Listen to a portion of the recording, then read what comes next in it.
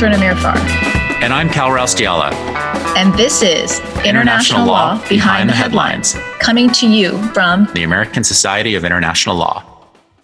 Welcome back to International Law Behind the Headlines. I'm Catherine Amirfar, and today we will be discussing recent advisory opinions on climate change issued by international courts and tribunals. So I'm very excited because with us today is my dear friend and often partner in crime, Professor Payam Akhavan, who recently served as counsel for key countries and international organizations in these proceedings. Payam is Professor of International Law, Senior Fellow, and the inaugural holder of the Chair in Human Rights at Massey College, University of Toronto. He is, among many other accolades, an associate member of the Institut du Droit International and has also recently joined 20 Essex. Payam, I know you're used to much longer listings of your accomplishments, but I hope that suffices for today. Welcome. Thank you, Catherine. Very nice to be on this podcast with you. So, Payam, these are heady times, troubled times, and we're obviously speaking at a time in which the UN General Assembly is convening here in New York City. And perhaps as never before on the global agenda writ large, in these troubled times is multilateralism, both its promise and more painfully its limits. And of course, climate change and the world response continues to be top of mind.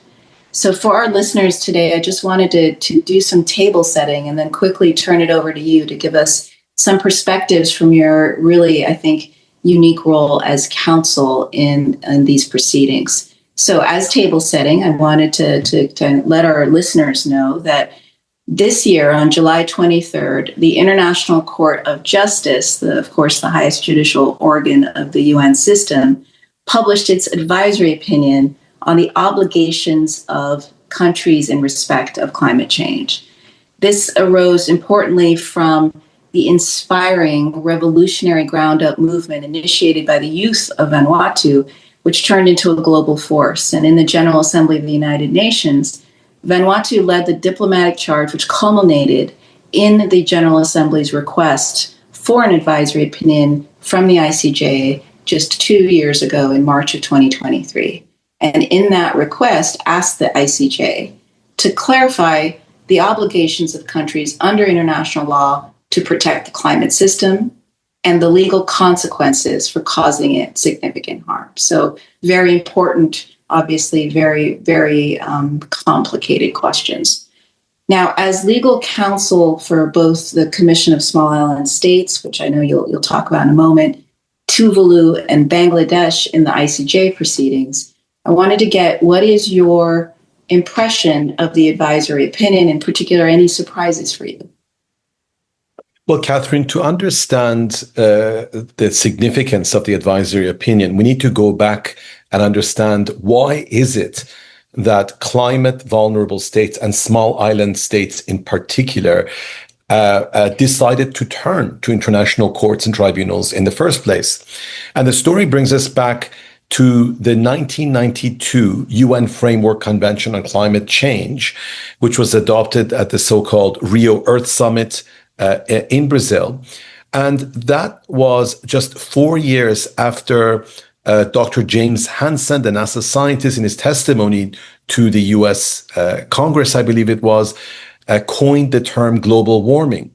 So these small island states are the canary in the coal mine. They are very vulnerable to rising sea levels, to extreme weather events, and all the other consequences of rising temperatures. And for some 30 years, they have attempted through the negotiation process under the UN Framework Convention on Climate Change, which in 2015 resulted in the Paris Agreement, to convince the major emitters of greenhouse gas emissions, largely countries in the global north, but also countries like China, India, Russia, to dramatically mitigate their greenhouse gas emissions in order to keep temperature rise within 1.5 degrees Celsius above pre-industrial temperatures. And the science tells us that that is the threshold beyond which there is an exponential increase in the risk of catastrophic harm. So it was because of the failure of those negotiations to do what is necessary, that the small island states led the charge in bringing this issue before international courts and tribunals. And if I may just pause to say that based on the current so-called nationally determined contributions, the unilateral commitments that countries make in this negotiation process, we are set to hit almost 3 degrees Celsius by the year 2100. So it was in that context that these countries realized that international law already obligates the major emitters to prevent significant harm. So getting back to your question about were there any surprises? On the one hand, I would say no. The power of the advisory opinion, both before the International Court of Justice and the preceding one before the International Tribunal for the Law of the Sea, was in its simplicity. It is applying this well-established principle of transboundary harm, that a state should not allow its territory to be used in a way that causes significant harm to other states. The only novelty here is that instead of other forms of pollution, whether it's noxious fumes coming out of the chimney of a smelter or toxic waste or whatever, that the form of pollution here is greenhouse gas emissions. So the intersection of this new form of pollution with the established principles of international law brought about a result which is not surprising, that the International Court of Justice said that states are under an obligation to do what is required to prevent significant harm. But I think that there were some, I would say for the most part, pleasant surprises, that beyond this basic premise, beyond addressing the human rights implications of greenhouse gas emissions, another emerging area of international law, which implicates the right to life, the right to health, the right to a healthy environment. What the court did, which I think is particularly striking, is to refer specifically to fossil fuels. And specifically, the court held that a failure to exercise due diligence in regulating fossil fuel production, consumption, and subsidies can constitute an internationally wrongful act. And I must say that many of us were skeptical as to whether the court would go so far and to be so specific. And I would add that the 15 judges of the court coming from all corners of the world were unanimous in their opinion, as were the 21 judges of the Tribunal for the Law of the Sea. And that unanimity also sends a very strong message that there is a consensus that states must do better. They must go beyond the endless negotiations and the idea that they can simply unilaterally decide what their contribution will be to mitigating this catastrophic harm. And certainly, and I think I for our listeners, and to give you some context, Payam, as you said, where the world is on the road to a 3 degrees Celsius increase, which everyone should know is completely and utterly cataclysmic, making the world and the earth as we know it today, frankly, unrecognizable. And so those are the stakes. That's the context in which we're operating, and in which we're asking the question to ourselves. How does international law matter? How is it relevant to one of the most urgent crises of the moment? I will say that, and I wish I could convey it to the listeners, you and I were in the courtroom in July. I wish I could convey to the listeners just how heady that feeling was in the room, the sense of anticipation. And as the court read out its opinion, the feeling and the reactions in understanding just how far the court went, and the opinion itself is well over 200 pages, but just how far the court went to operationalize the Paris Agreement and rooting it in customary international law means that all countries, not just those parties to the Paris Agreement, must cooperate to protect the climate, including towards the 1.5 degree collective temperature goal. which is not a goal in of itself, but obviously a limit. Now, they did that by virtue of the international legal endorsement of the best available science, which very importantly going forward, and as you know from the very beginning of thinking through the international legal strategy, the operationalization of international law that is fit to the contours of what the best available science requires, which is the 1.5 degree limit, which in many situations, though, is far below the 1.5 degree limit when it comes to preventing harm. And that's an important note to remember, that 1.5 degree limit isn't the blanket. It is the absolute collective limit across the board. But one thing I wanted to delve in a little bit so that our listeners would appreciate is that obviously the Commission for Small Island States, Tuvalu, the Vanuatu, others were very core in bringing this issue to the global forum. And one aspect is the sea level rise question, and especially for small island and low-lying coastal states, and what that meant for these classic international law paradigms of territorial integrity, permanent sovereignty over natural resources, and the right to self-determination.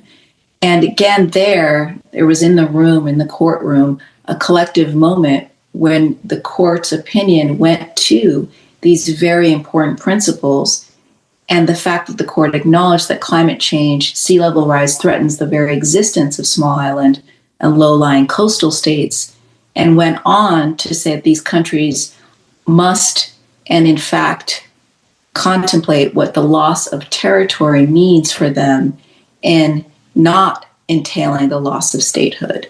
Now, that was particularly important, certainly for our clients, and I wanted you to just touch on that a bit in terms of sea level rise and what it means in particular in terms of loss of statehood and that link to loss of territory.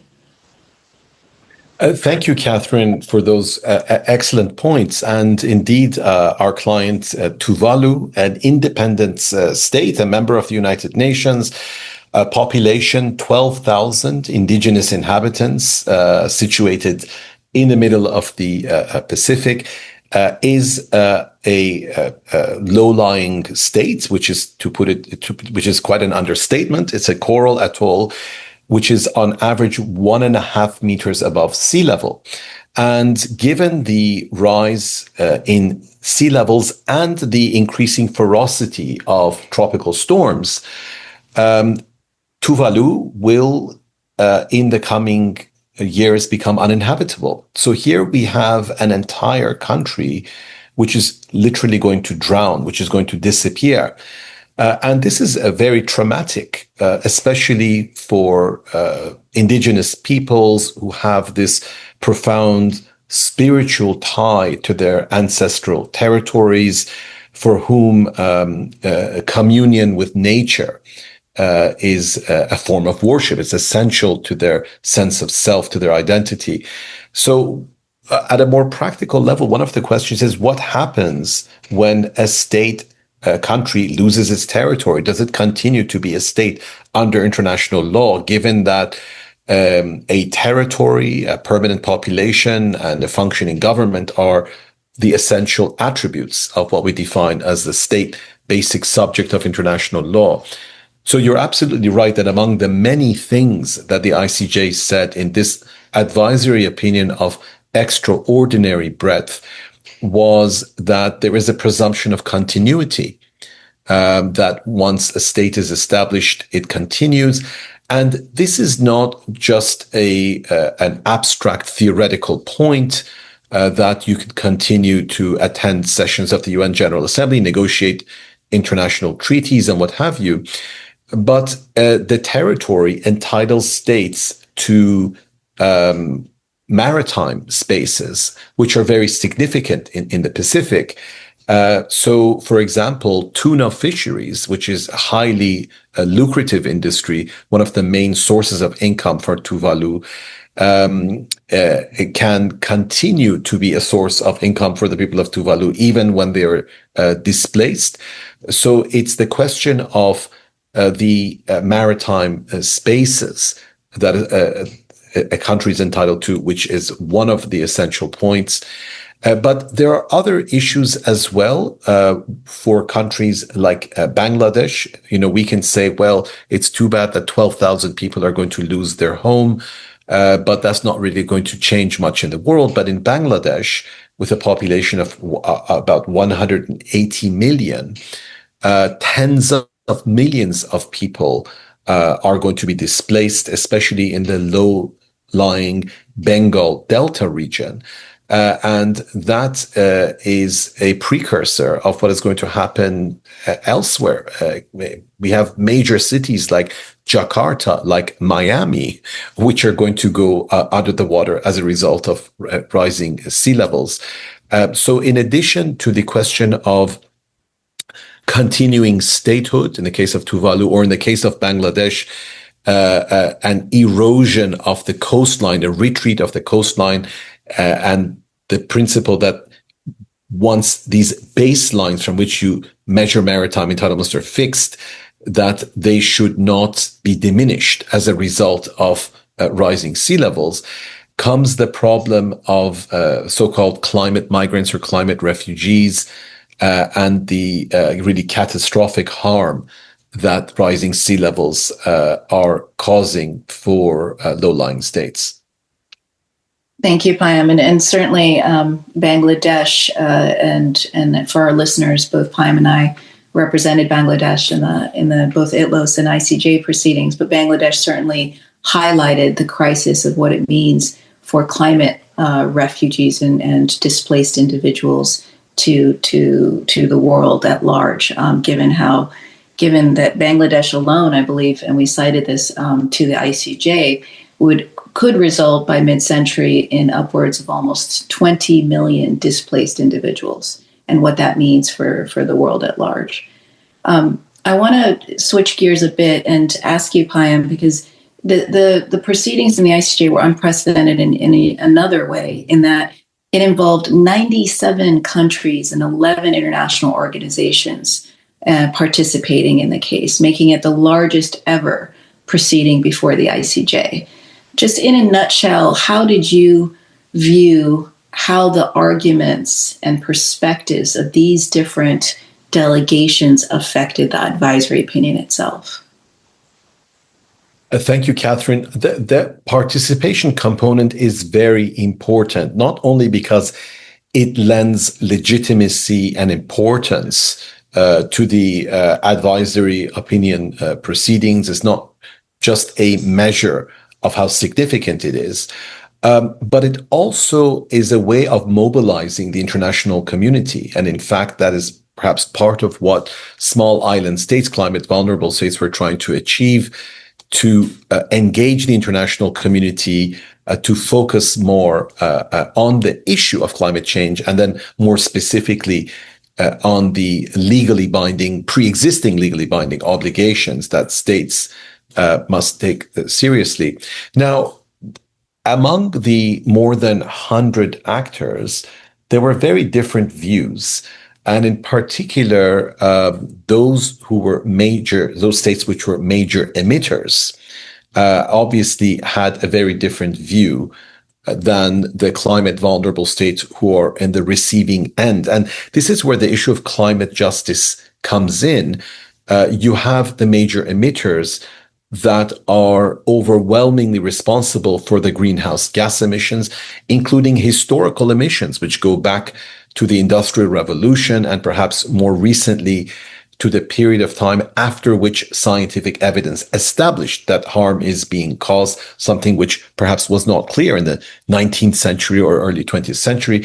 So you have the major emitters who, because of their patterns of production and consumption, are responsible for the overwhelming majority of the greenhouse gas emissions. And then you have numerous other countries, in some respects, the majority of humankind, who are suffering the consequences. That is where the issue of justice comes in. So some of these major emitters, a smaller number of states, were basically arguing that the UN Framework Convention on Climate Change, the Paris Agreement, the so-called climate regime, only obligates them periodically to make these unilateral commitments, so-called nationally determined contributions, and that as long as they are progressively ambitious, then it doesn't really matter if they are adequate or not. More specifically, some argued that this regime is what we would call lex specialis, like a specialized regime that displaces pre-existing general obligations under international law. And that point was squarely rejected by the International Court of Justice, as it was prior to that by the International Tribunal for the Law of the Sea. So in that sense, I would say that was probably the single most important point of disagreement between a small number of states that are disproportionately responsible for greenhouse gas emissions and the overwhelming majority of countries who are at the receiving end of this significant harm. And that, I think, is reflected very clearly in the opinion of the court. Thank you, Payam. So I think we've referenced this already, but of course the ICJ was not writing on a blank slate when it issued its opinion. The International Tribunal for the Law of the Sea's opinion addressed climate change specifically as it related to the obligations of parties to the UN Convention on the Law of the Sea. And earlier this year, the Inter-American Court of Human Rights issued its own advisory opinion on the intersection between human rights and climate change. And a similar request for an advisory opinion is pending before the African Court on Human and People's Rights. So with respect to this existing 3 and soon to be 4 advisory opinions, how do you see them interacting with one another? Well, first of all, it is remarkable that we've really gone from, 0 to 100 miles an hour, in a sense that this all began in 2021, and now we have this explosion or proliferation of jurisprudence.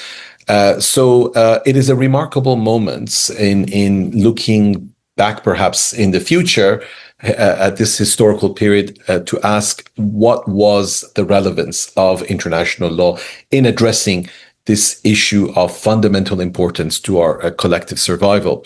But what is interesting is that this is an important moment for the harmonization of international law. So on the one hand, these tribunals are not applying exactly the same law, although there's significant overlap. So the Inter-American Court and the African Court are regional courts, and they're applying, in some respects, regional international law. Whereas ITLOS and the ICJ are applying general international law. ITLOS was confined to the UN Convention on the Law of the Sea, the question of protection of the marine environment going back to the 1982 convention. And the ICJ had the greatest breadth because it was really applying general international law. So there will be some differences. But on the whole, I think there is remarkable consistency between these different judicial bodies.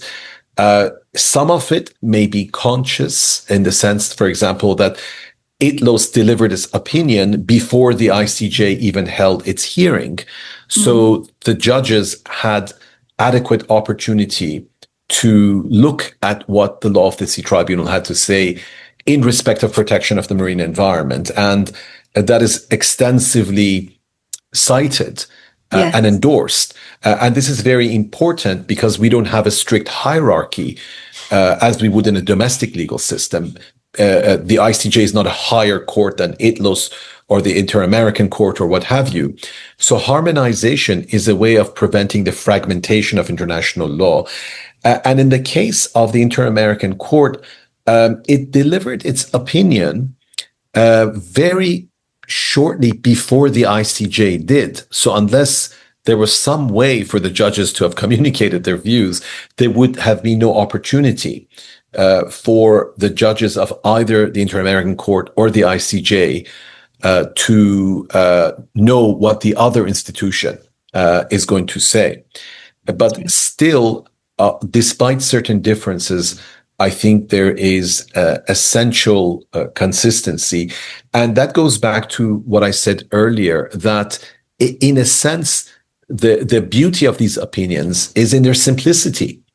Whether we're talking about the principle of transboundary harm or human rights, such as the right to life and health and a healthy environment, the impact of climate change on those established principles of international law is, if I may say, blindingly obvious. Mm-hmm.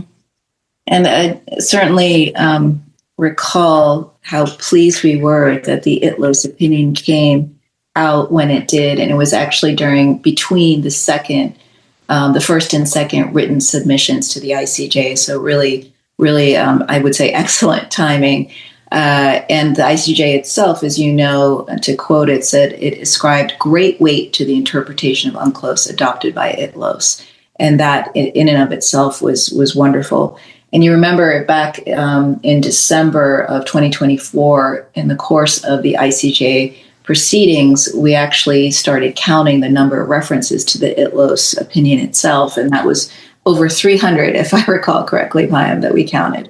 So certainly there is, in the exercise of harmonization, a lot to be said about the ability of these different courts and tribunals to consistently interpret the larger fabric of international law relevant to climate change. And Catherine, if I may just add to the important points that you've made, it is interesting going back to this theme of the horizontal rather than vertical structure of international courts and tribunals that don't sit in any form of hierarchy in relation to each other. It's interesting to consider what impact the earlier opinion of ITLOS had on the ICJ. And as you put it, there were more than 300 references to it in the oral pleadings before the court. But sometimes this sort of parallel proceedings can create what perhaps, for lack of a better term, I would call a healthy rivalry. In the sense that the ICJ is the principal judicial organ of the UN, whereas ITLOS is a specialized tribunal. The Inter-American Court is a specialized tribunal. So I think that the ICJ has a special responsibility. In a sense, they have the last word because they're applying general international law in ways that other jurisdictions are not. So I do suspect that at some point, the judges of the ICJ, who I must say acquitted themselves, I was skeptical about how far the court would go, because if you go back, let's say to the 1990s, the nuclear weapons advisory opinion, you see a court that is much more concerned about achieving a kind of political compromise while also discharging its judicial functions. But I think that this, first of all, is a very progressive and ambitious court, unlike what the court was in previous years. But at the same time, perhaps there was an element of, well, if ITLOS can rise to the occasion and issue such a far-reaching and progressive opinion, we are not going to be outdone by our sister jurisdiction. These are all matters of speculation, but it is a very interesting dimension of how these parallel proceedings influence each other. And I think, let me switch gears exactly as you anticipated. I want to talk about impact, and going back to what's taking place here in New York City in terms of the UN General Assembly. Vanuatu announced this week that it intends on introducing a UN resolution that is designed to operationalize the ICJ climate opinion. And it's anticipated to be tabled following this year's COP30 under the Paris Agreement. And Brazil, which is hosting COP30 this year, announced a $1 billion contribution to a new fund, the Tropical Forests Forever Facility, which is important in that it's a multilateral funding mechanism proposed to support conservation, Brazil's contribution being the first to the fund. And it's set to launch in COP30, comprised of both private and public funding. So an interesting model going forward in terms of impact. So I want to take a step back and ask you, what are the practical effects of this wave of advisory opinions? What do you anticipate for small island states, for climate vulnerable states, including in the diplomacy leading up to COP30 this year? It's a very good question, Catherine, and my answer would be it remains to be seen. We now have this body of jurisprudence. We also have the mobilization of the international community and civil society around these opinions, which have shined the light on this issue with ever greater intensity. One obvious reason why, as going back to what I said in the beginning, small island states and other climate vulnerable states pursued this initiative was because of the failure of the negotiations in the COP process. So naturally, they will now want to bring these authoritative statements of binding international law to reshape and reframe the negotiations. That includes telling the major emitters that your discretion is not unlimited. You must more radically mitigate your greenhouse gas emissions, and also that the climate finance and other measures of development assistance must be seen as compensation for loss and damages. This is a question of justice, not a question of charity. So I suspect that this is how that body of law will now be mobilized in the diplomacy and the negotiations moving forward. It remains to be seen whether the major emitters are susceptible to that sort of reframing. And we live in difficult times where major actors are pushing back against the rule of international law and pursuing a kind of more brutal view of international relations based on power realities, although I don't think that is going to necessarily last indefinitely. The pendulum will swing in due course. But another dimension which is important is the possibility of litigation, whether we're talking about contentious proceedings before international courts or even before domestic courts. In Canada, customary law is directly binding, as it is in most other Anglo-American jurisdictions. So now it will be possible to engage in litigation before the Canadian courts based on the jurisprudence of the ICJ. And a third point, which I could make perhaps in closing, is the convergence here between legal obligations and uncontested scientific evidence, which is what you referred to earlier. So we're not talking about due diligence obligations in the abstract. We're dealing with legal obligations which are interpreted in light of scientific evidence. And that was the crucial point that you recall we brought forward before ITLOS and then before the ICJ.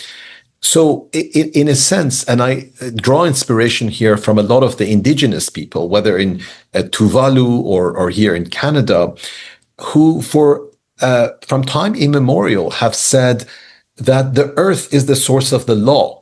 And perhaps we who are sophisticated cosmopolitan jurists may have ridiculed that perspective once upon a time. But now it is becoming painfully clear that they have been right all along, that in a contest between humankind and the earth will win, humankind will lose. So I say this because the long-term impact of the court saying that you have these obligations in light of the uncontested scientific evidence is more far-reaching than we can imagine. Because whatever we do or fail to do, the laws of nature are going to exact consequences. So the question really is, do we take this body of law seriously now and avert the most catastrophic consequences or will we be forced to do so some years down the road when the consequences of disregarding, if you like, the laws of nature become alarmingly clear? Well, thank you, Payam. And it is exactly a perfect place, I think, to end. And as you know, near and dear to my heart from the very beginning of the proceeding before ITLOS, the idea of bringing the best available science into the conversation of international law, where it defined whether and how international law applies in a very concrete way to affect how countries approach climate change was an initial goal, and something that has played its way throughout. And you remember at one point I proposed getting team T-shirts that just had best available science on them. It is so core. But as usual, thank you. This has been just a wonderful, I think, foray into an extraordinarily complicated question. And I really want to thank you for taking the time to be with us.